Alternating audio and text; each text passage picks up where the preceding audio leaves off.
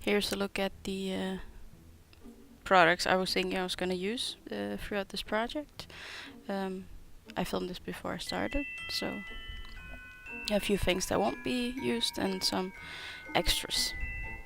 I've already cut quite a few pine trees with the Marianne die I have. I didn't have a lawn fawn die with a tree small enough. And I also cut my hillsides. I used a stitched hillside die cut, but I used the side of the cutting edge that wasn't stitched because I didn't want that. I'm only gonna be using one stamp today, and that is the winter bunny. There will be some ink blended background going on some Bristol paper, and I'm gonna embellish it with some embossing powders. I'm not gonna be using the 2 Lawn Fawn ink pads, but I'm gonna be using the ScrapBerry Christmas paper. This is not gonna be a card. I actually put it up on my wall as an artwork, so to speak. I don't know if it's art per se, but let's just hop to it, shall we? I'm gonna be using this sketch I made. This is also how I know how many trees I'm gonna need and banks, so keep it in mind.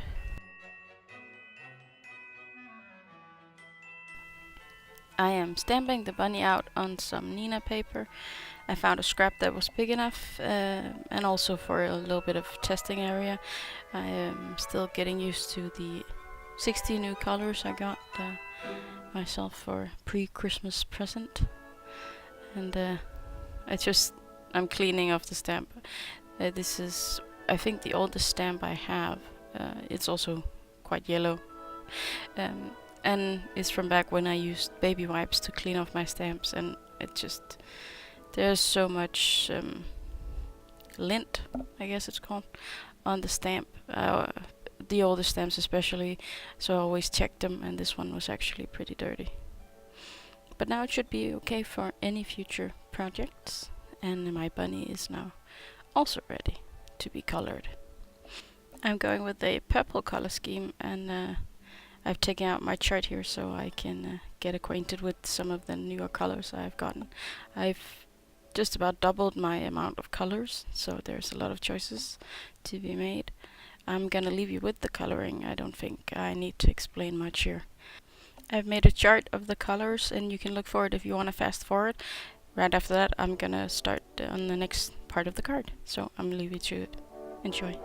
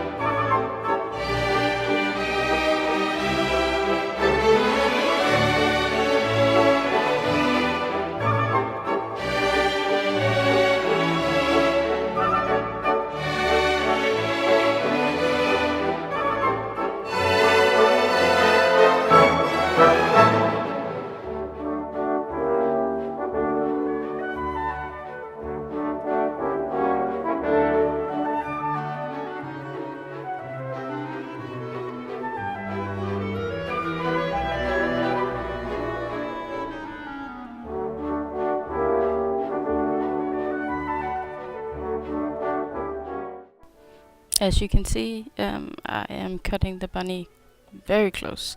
I actually have to go in with a knife here inside the scarf because I couldn't fit my tiny scissors. I cut off the rails of the, is it called a toboggan? It's a funny word.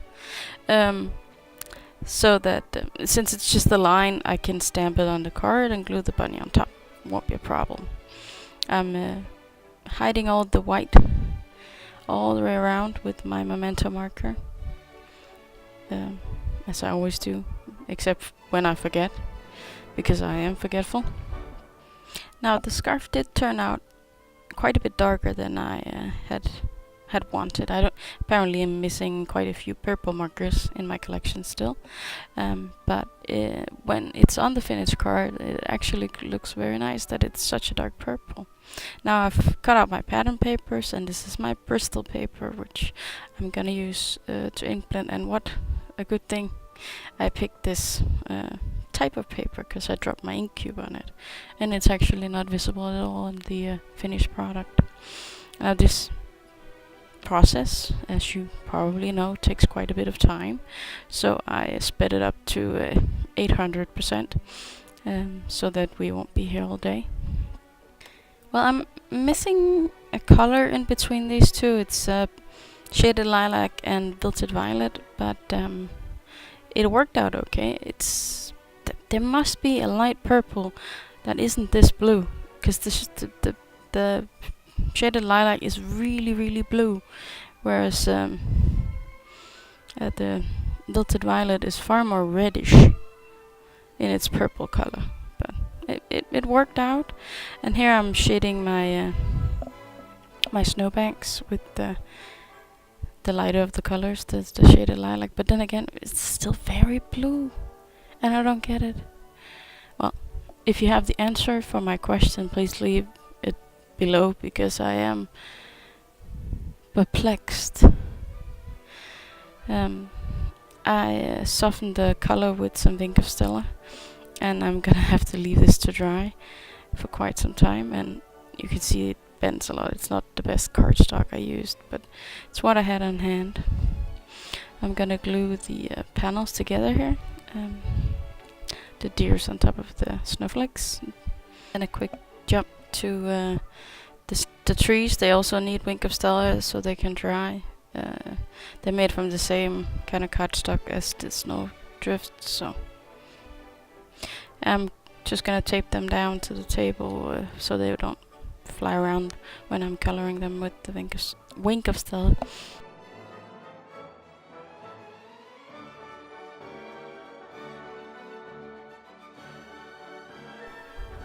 Now, after drying and being under this press for some time, because the snow drift was so bent, I can get on with the card.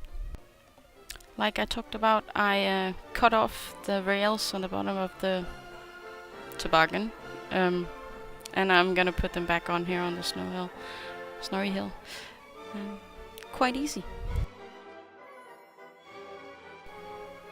Now the bunny is ready to go back on the rails here, and I unfortunately overdid the gluing thing, and some of it oozed out and smudged the ink I used. Not very smart. But I am getting the bunny straight on, so it appears as if he has been on this piece of paper the entire time. So I'm just cleaning the edges, and this plastic I put underneath was to ensure I didn't glue my bunny to the table. That wouldn't be very nice with the brushes. So here I go with the trees, and I don't know why I'm slanting them like this. I think it's a brain fart. But I'm gluing on all these trees to the background, one at a time. I'm using a stamping block to keep them down, because everything is bent from the Ink of Stella. But this was the nearest piece of white cardstock I had. And, well, I didn't really want to use 300 grams.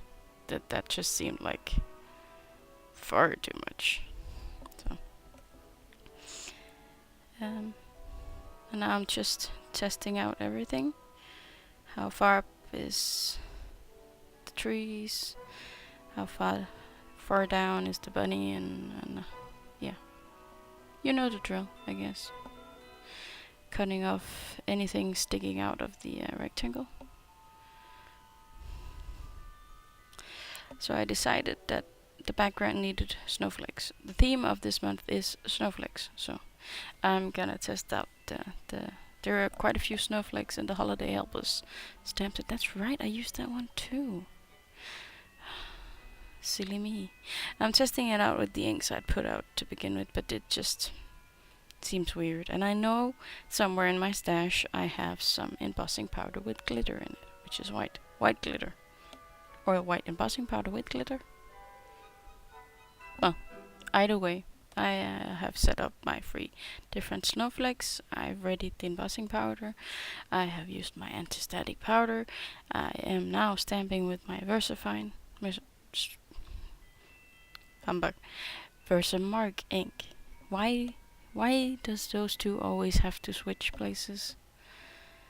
I'm pretty sure I'm not the only one doing it. I think I saw someone else do it the other day when I was watching a video. It's just, well, I guess it's the way it just is. So I'm putting on the embossing powder once in a while so I can see where the snowflakes have gotten to and where I need more. Now I learned last year when I bought this, do not heat it from the top, because you will blow the glitter all over the place and you will only have white embossing powder left. I learned that the hard way. I didn't think there was quite enough snow yet, so one more round of embossing and I think I'm ready for the next step, hopefully.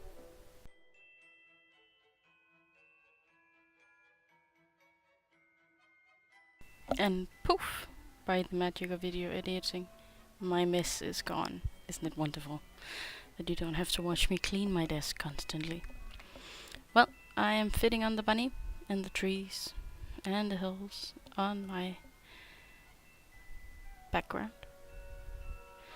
And I actually managed to get the bunny a tiny bit crooked.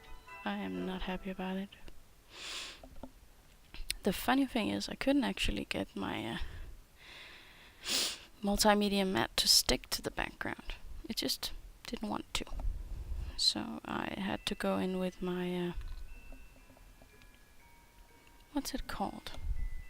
It's this long thingy. Quick glue from Pandora. And